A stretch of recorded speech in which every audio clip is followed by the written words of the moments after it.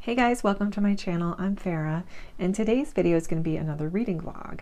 We're about midway through October, and I just wanted to film a little bit of an intro to share with you some of the books that I have going right now as I start the vlog.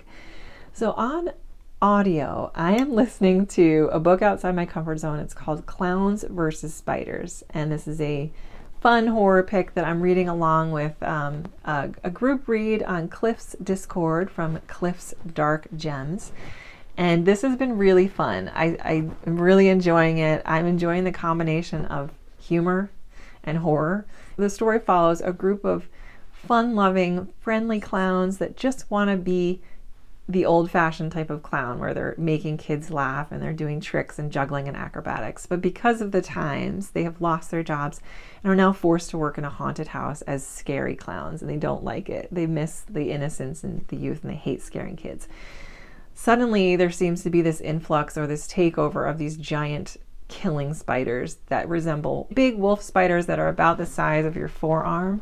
And they go around and they just clean house, and they just eat everybody. So it's enough far-fetched where I'm just really enjoying the campiness of it. For my physical books, I'm reading a couple things. I got too much going on, unfortunately, but I'm reading my nature writing and Autumn, an anthology for the changing seasons. That's going really well. I'm not going to talk about that much here, but you guys know the drill. I've already read Summer and Spring, so this is kind of along the same lines. I'm also I'm in the last bits of the Bible and the Bible recap, so I'm really excited about that. I should finish this month, which is a huge achievement. I'm so happy to have stuck with that. And then I'm also reading, physically reading Frankenstein. I just started a little bit of that. I haven't gotten fully immersed in that because, again, I got so much going on. But I hope to be reading that in this vlog. I also started, and I'm about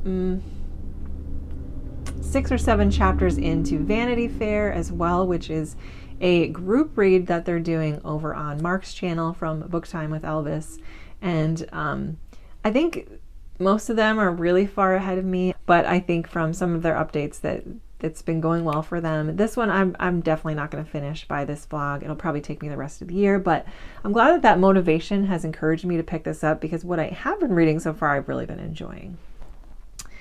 And then finally on my ebook, I'm reading Something Wicked This Way Comes by Bradbury, and this is my first book by him, and it's really interesting so far. It's a very different writing style than I'm used to, but it's interesting and I'm really enjoying it. So though that's a bunch of stuff I have going on right now. Who knows what I will actually get to in this vlog.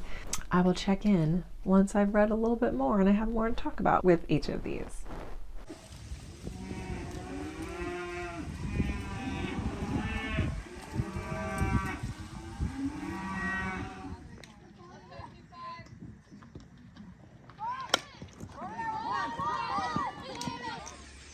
I don't know if you guys can hear this on camera, but there's a lot of birds over there. I think they're all in that pine tree. But man, they are so loud. Let's see.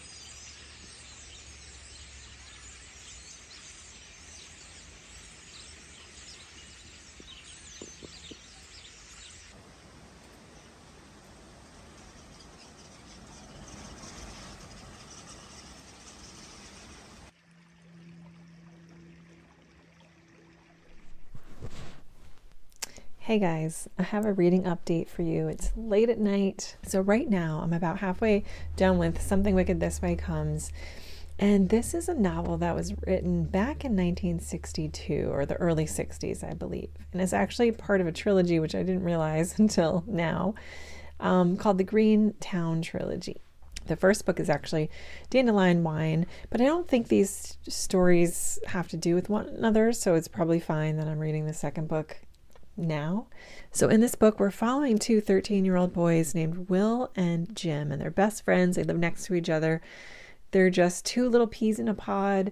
Will is very sensible and kind and protective of his friend. He's a quick thinker. He's very clear thinking, looks of the whole picture, you know, that kind of kid. And Jim is more impulsive and wild and just going with the flow and looking for adventure and is excited and just, you know, kind of stir crazy. So this tells the story of what happens to them a week before Halloween when this dark and mysterious carnival pulls into town. And they start to notice these really weird things happening, and they quickly realize that this carnival is not what it seems. There's some dark and malevolent forces behind what's going on and what's going to happen to these town people when this carnival seizes them. So I really like this. I really, really am enjoying this book a lot so far. Right off the bat, the writing style caught me off guard because it's different. It's almost like dreamy, poetic, very lyrical. It's almost like a stream of consciousness kind of. And so I can see how the writing might be a bit off-putting for people. I can definitely see that. It took me a little while to get used to it, but now that I'm in it, I'm really enjoying it. It's really beautiful. It's really creative, and I think Bradbury just is really talented. I mean, the way he strings these sentences together and stuff. Some of the sentences I'm like, oh, I don't understand what you're trying to say, but other sentences are so beautiful and like poetic in a sense. So, and it's interesting because it's told like almost as like a child would be thinking these thoughts, like, but kind of like all over the place, which really helps build a sense of tension and fear within the book, I guess, if that makes sense. So the book is really atmospheric too. It's really giving you a sense of the creepiness of this carnival and the darkness that's surrounding it. So it's just really good. Perfect to read this time of year, I feel like. And I bet this type of writing style would probably sound really, really good as an audiobook. I kind of wish I did this as audio, but I'm just reading it regularly. And the book is told mainly from the point of view of Will, the more sensible character, and he's kind of overseeing and telling us everything that's happening. But we also get another perspective from Will's father, who's an older father. He's in his early 50s, and he's a janitor at the local library. And so we're seeing both different sides of the story being told. And Will represents just youthfulness, and then his father really has this essence of like being sad about getting older and missing the things that he used to be able to do as a kid, which is totally relatable.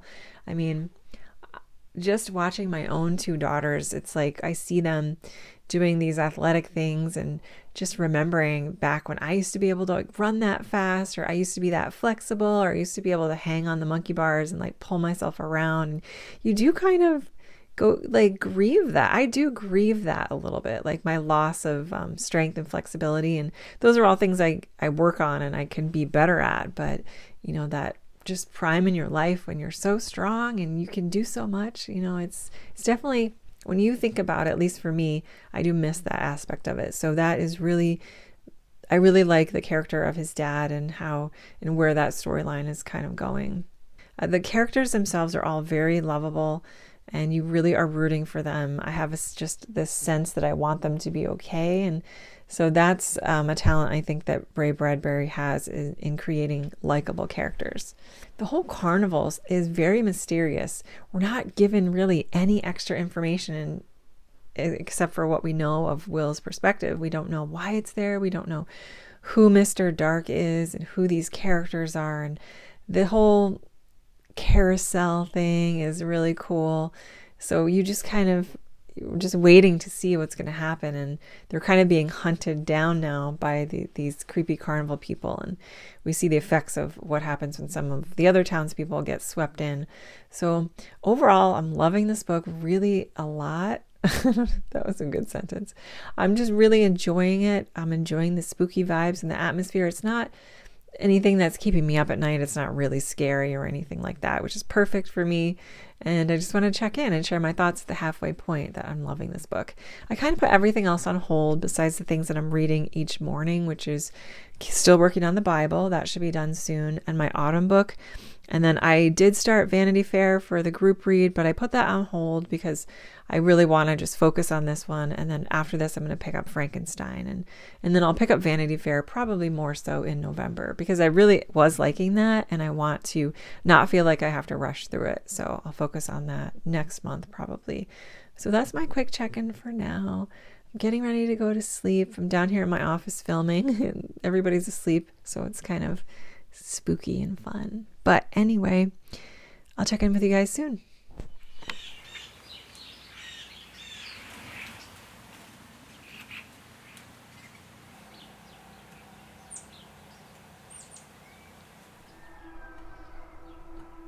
Hey, just checking in. So it's early. The kids just got on the bus and I'm getting ready to sign on to work.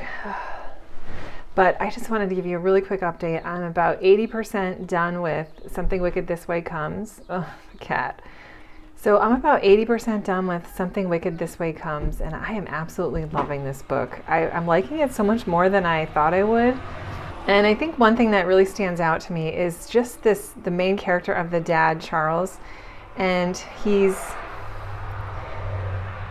don't know, it's just a nice, satisfying storyline with him because he's, you know, kind of just grieving, like I mentioned before, he's grieving the loss of his youth. He's 54 years old, so he's a middle-aged parent, and he's older. He's older than the average dads of that time, so he is already feeling old, you know?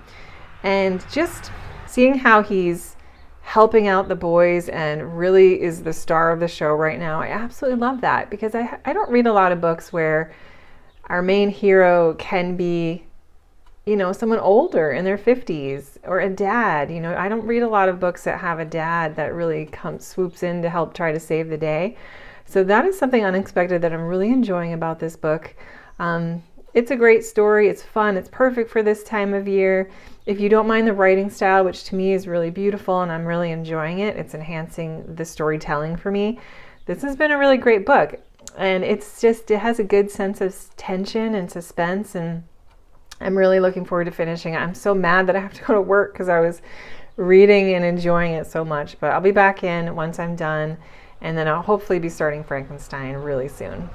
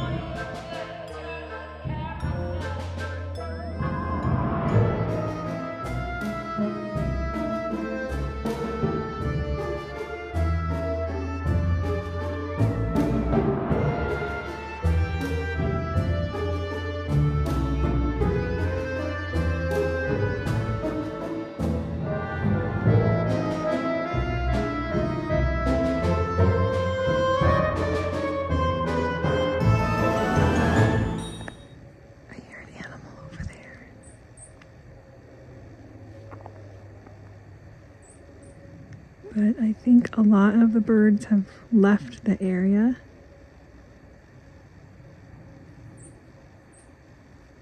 Okay, there's something over there. I don't know what it is.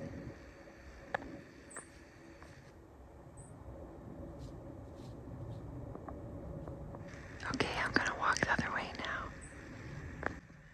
Okay. It was probably just a chipmunk or something small, but you never know. Yeah, as I was saying, it's so quiet. But it's amazing how fast the landscape here changes. It's like so beautiful one week, full of color and just full of leaves, and then you get a really good windy day and then it looks like this. I mean, it normally looks like this in November anyway. It's not like it's prematurely barren. But yeah, it always makes me a tiny bit sad just because it's gonna look like this for a really long time. But that's okay. It is what it is, you know, it could be a lot worse. I'm lucky that I can even be outside and walking around. What in the world is on that tree? Do you guys see that? I'm sure it has, I'm sure it has something to do with insects. I'm gonna have to look that up. I'll put some information. Okay, so I'm gonna wrap up the vlog, I think, because it is November now. So I kind of want to start a new vlog. But I ended up really loving Something Wicked This Way Comes. It was so good. So good. I think I gave it a 5-star. I just really liked it. Oh, jeez, that scared me. Oh my God. I really liked it. That one caught me by surprise. I didn't think I was going to enjoy that as much as I did. So I'm also about a little over halfway through Frankenstein, and I'm sorry I didn't vlog much about it. I just, I read like a large chunk at a time, and then I just didn't have time to sit down and vlog, but I'm not going to say much. All I'm going to say is that I am surprised. I mean, I knew it was going to be different from the Frankenstein pop culture that we all know, but I haven't watched any of the Frankenstein movies, so it's not like I'm really invested in that pop culture.